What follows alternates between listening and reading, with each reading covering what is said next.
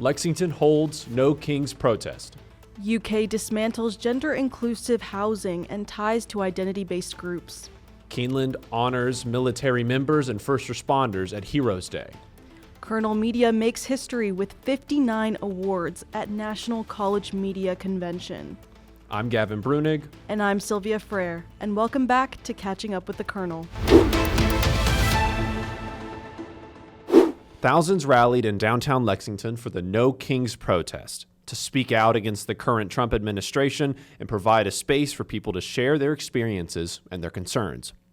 The No Kings protest was held on October 18th at the Robert F. Stevens Courthouse Plaza and was organized by the 50-51 movement, which means 50 protests, 50 states, one movement. According to the No Kings Alliance, the protest was a response to actions taken by the government, including increasing immigrations and customs enforcement efforts and the reduction of women's rights. Protesters organized to listen to speakers, including Lexington Vice Mayor Dan Wu, author George Ella Lyon, and former state representative Charles Booker, speak about issues with the current administration and the importance of coming together. Many attendees walked a mile around downtown while holding signs and chanting, quote, "Donald Trump has got to go," and, quote, "This is what democracy looks like." Christine Meisberger, a member of Progress Kentucky, said she came to the event because she believes protesting is her essential right as an American. "If you're not here, you're not hearing anything that's happening in the news," Meisberger said. "We're almost out of an opportunity to even take advantage of the First Amendment." Lexington Vice Mayor Dan Wu said he chose to attend the event not only as a concerned individual, but also to show that, as a leader, he's listening. Quote, "It's very heartening to see this many people in Lexington come out because everybody's worried and everybody's afraid and everybody wants to protect our most vulnerable," Wu said. "No matter who you are on what range of the political spectrum, you're realizing that things are not normal, that things are not supposed to work this way," Wu said. "Ultimately, I think if you ask most people in America, no matter which side of the spectrum they're on, this is a democracy that we live in, and people still have a voice." The University of Kentucky has revoked support for numerous identity-based student organizations and denied students access to gender-inclusive housing for the upcoming semester.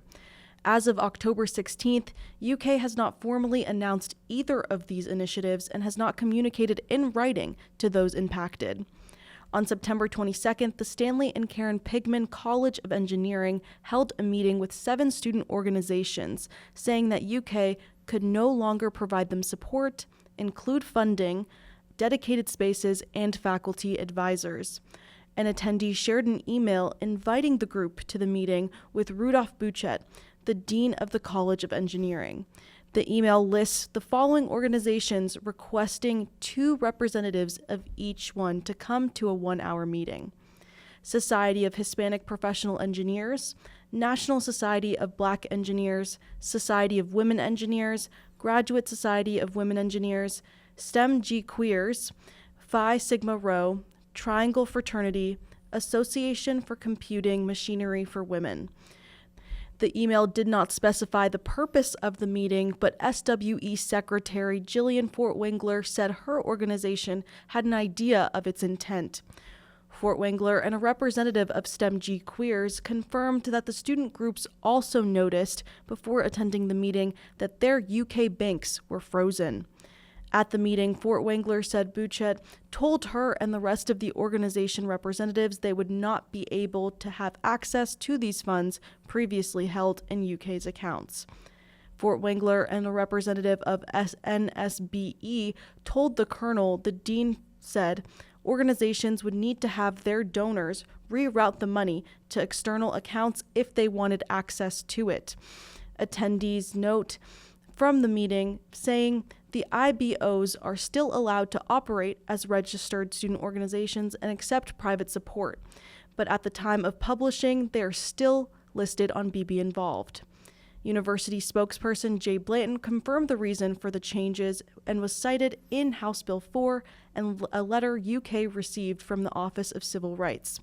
House Bill 4 passed in March in Kentucky, quote, prohibits a public post-secondary education institution from providing differential treatment or benefits on the basis of an individual's religion, race, sex, color, or national origin. The OCR letter, which outlined UK's violation of Title VI, gave UK until November 30th to determine which identity-based organizations can receive university support in compliance with federal instruction.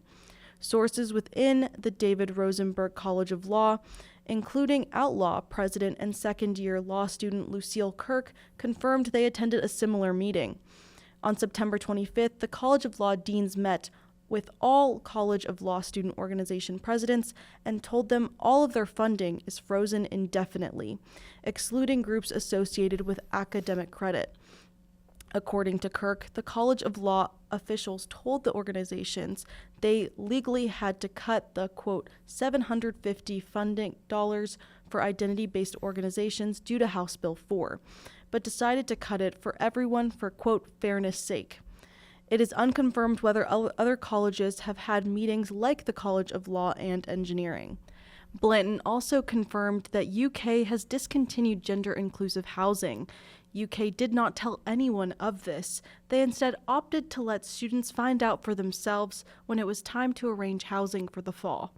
A faculty member who requested anonymity told the Kernel that numerous students have come to them confused by the changes and explained what gender-inclusive housing means. They said students currently living in gender-inclusive housing asked Residence Life what the process would be like for reapplying for next year, and were told it was not an option. In the past year, students' gender in the registrar did not impact their ability to receive gender-inclusive housing. They said a student attempted to change their name and gender markers through the registrar on October 10th and were told they could no longer do so as of that day. The faculty member also explained how this development, paired with the elimination of gender-inclusive housing, creates a dangerous situation for transgender and non-binary students. The faculty member provided a direct statement from a transgender student who requested to remain unnamed, but is negatively impacted by the new guidelines.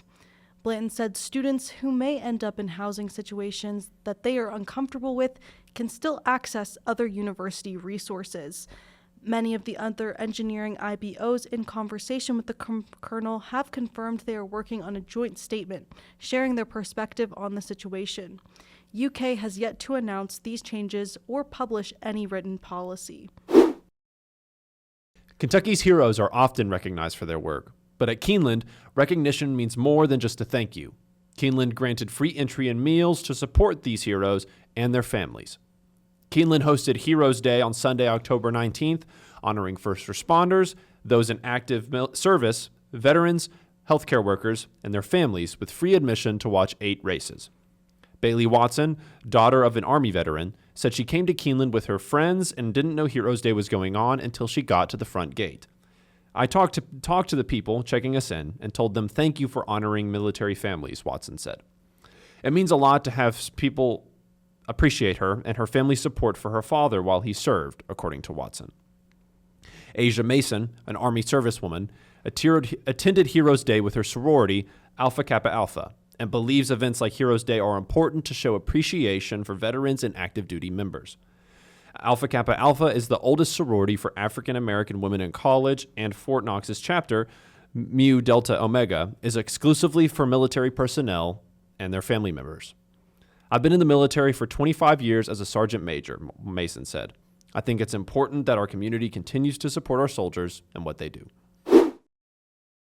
The Kentucky Kernel and KRNL Lifestyle Plus Fashion magazine brought home 59 national awards this week at the Fall College Media Convention. Kernel Media attended the convention hosted by the Associated Collegiate Press and the College Media Association in Washington, D.C., which included multiple educational sessions, keynote speakers, and award ceremonies for the Pinnacles, ACP Pacemakers, and ACP Best of Show.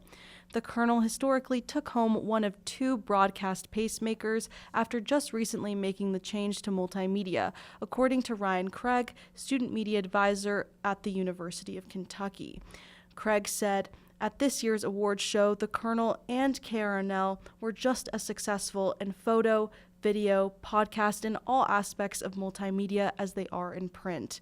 Gianna Gallo, Kernel Editor-in-Chief, won awards in multiple broadcast categories, including for Kernel Chronicles, the Kernel's digital magazine show, which won the Pacemaker Award. Gallo, along with former Kernel TikTok manager Bryce Toll, began Kernel Chronicles over a year ago to imitate a news station while being creative and unique, saying what began as a small project is now a nationally recognized news show. To see not only herself but several reporters she trained win national awards, Gallo said, means all the hard work and dedication from the last year truly paid off. While she has known about Kernel Chronicles being a Pacemaker finalist for months, Gallo said seeing it be crowned top 2 in the country was unlike anything she had experienced in her journalism career. Laurel Swan's 2024-25 KRNL editor-in-chief and current Kernel news editor took home many awards for the 2 issues of KRNL she did. Swans won first an investigative story and sports investigative story at the Pinnacles for an article called, quote, Swim at Your Own Risk, which she wrote with 3 others in the spring, a piece detailing the sexual abuse of former UK swimming coach Lars Jorgensen. Through all the hard work, Swan said she learned what it meant to be a reporter, saying she not only loved seeing the work pay off at the award ceremonies, but also knew it would bring real change. Thanks for staying caught up. For more information, go to our website at kykernel.com and follow us on all social media platforms. That's X, Facebook, TikTok, YouTube, Instagram, and Spotify. This was Catching Up with the Kernel, and we'll see you all next week.